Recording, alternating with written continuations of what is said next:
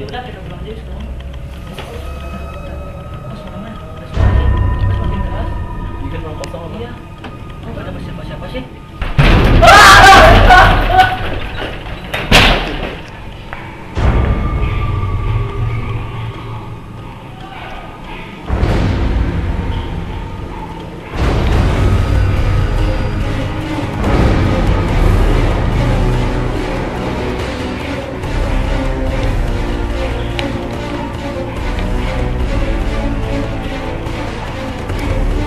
Halo, selamat malam insan muda semua. Kembali lagi bersama kami di acara yang sama, di stasiun radio yang sama. Di acara M2V, Kamu menceritakan, kamu mengungkapkan and will solve your problem. bersama gue DJ Sam and Masih sama gue di Reja. Yaps, karena kasus yang kita tangani sebelumnya itu sudah selesai, sekarang mari kita lanjut ke kasus berikutnya. Yuk, dan kayaknya kita udah dapet klien baru nih di telepon. Yuk kita dengerin ceritanya insan muda semua. Halo, ada siapa di sana? Apa masalah kamu? Halo, malam. Malam, dengan siapa? Kenalin, nama gue Mandy. Dan gue punya seorang kakak perempuan yang sifatnya berubah drastis sejak 1 tahun yang lalu. Emangnya sebelum itu terjadi kejadian apa? Jadi gini, 1 tahun yang lalu, kakak gue adalah seorang vokalis sebuah grup perkusi di sekolah. Anggota perkusi itu terdiri dari 4 orang cowok yang bernama Andika, Adit, Julian, sama Rizky. Sama 1 orang cewek, yaitu kakak gue yang bernama Sheila. Saat-saat di sekolah, grup perkusi kakak gue emang cukup diunggulkan karena permainan perkusi mereka memiliki ritme yang mudah diterima oleh pendengarnya. Dan pada suatu hari, grup perkusi kakak gue diminta mengikuti perlombaan perkusi oleh sekolah kami. Dan dia beserta teman segrupnya dengan senang hati menerimanya. Karena perlombaan itu cukup bergengsi, kakak gue dan teman-teman segrupnya dengan antusias mempersiapkan semuanya dari mulai aransemen musik, alat musik yang akan dipakai, dan lain-lain.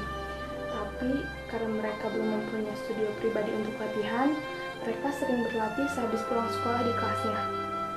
Persiapan mereka makin hari semakin matang, dan akhirnya tibalah mereka di hari H perlombaan. Akhirnya, pada hari H, kakak gue beserta keempat anggota grupnya pergi bersama-sama menuju tempat perlombaan. Di perjalanan, mereka sempat mempersiapkan penampilan mereka supaya menjadi lebih sempurna. Tapi, hal yang tak terduga kemudian terjadi menimpa kakak gue dan teman-temannya.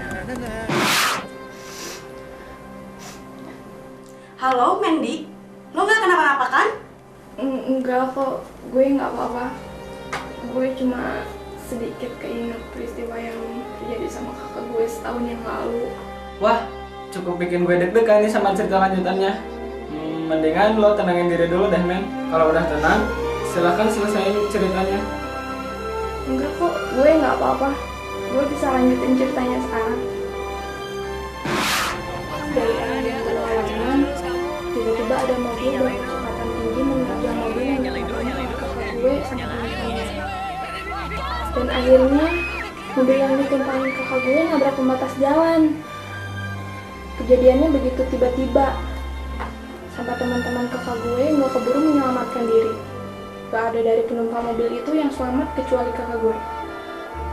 Beberapa saat kemudian, mobil yang ditumpangi kakak gue dan timnya ditemukan warga. Dan keempat temennya udah nggak bernyawa.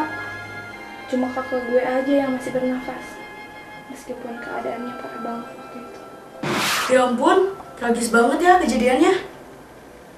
Iya, dan beberapa hari kemudian kakak gue sadar. Dan begitu sadar, dia shock banget karena keempat temennya udah nggak ada. Sejak hari itu juga, kakak gue jadi pemurung. Dan dia jadi suka duduk di barisan paling belakang di kelasnya. Kakak lo pasti masih trauma sama kejadian sebelumnya.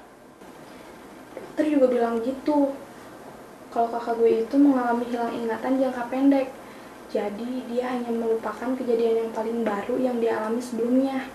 Tapi entah, gue masih ngerasa aneh sama keadaan kakak gue.